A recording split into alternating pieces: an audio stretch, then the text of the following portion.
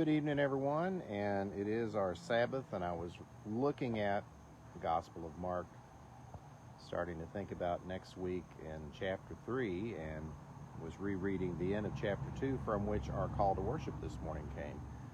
Jessica Gerlach led us, I believe, in our call to worship this morning that was about the Sabbath right at the end of chapter 2, and I want to read the final 6 verses here and just comment for just a bit. This is Mark chapter 2, verses 23 to 28. And it says, "And it happened that he was passing through the grain fields on the Sabbath. And his disciples began to make their way along while picking the heads of grain. And the Pharisees were saying to him, 'Look, why are they doing what is not lawful on the Sabbath?'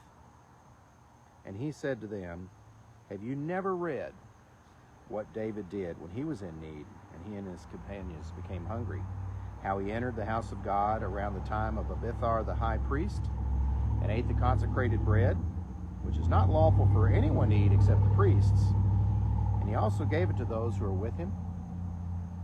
And Jesus was saying to them, 'The Sabbath was made for man, and not man for the Sabbath. Consequently, the Son of Man is Lord even of the Sabbath.'" He's talking about that story. King David came through and was in dire need, and they needed food, they needed nourishment, and he knew that they would have the consecrated bread at the tabernacle.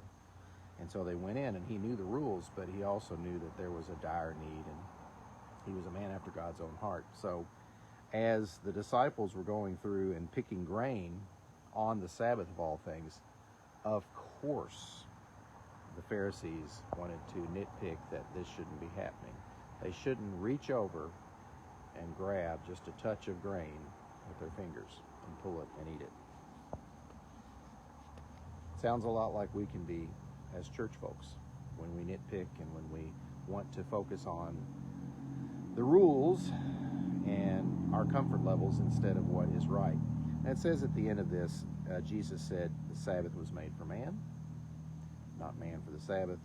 Consequently, the Son of Man is Lord even of the Sabbath." So Jesus was Lord of the Sabbath and is Lord of the Sabbath. And on a day like today, this is a Sunday evening. He's sitting in the side yard. It is so nice out. Harriet and I have been out this afternoon quite a bit, walking around and just enjoying and sitting on the porch.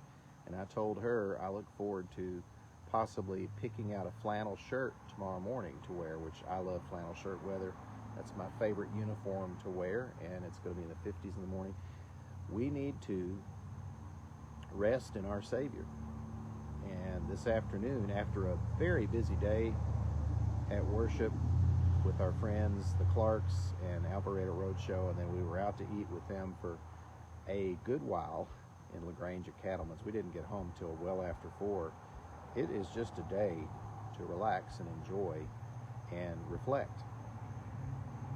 And it's been a good time. We've talked with some of you all by text. Even right now, as I'm filming this, we're getting some texts. But Jesus is the Lord of the Sabbath. We need to focus on him.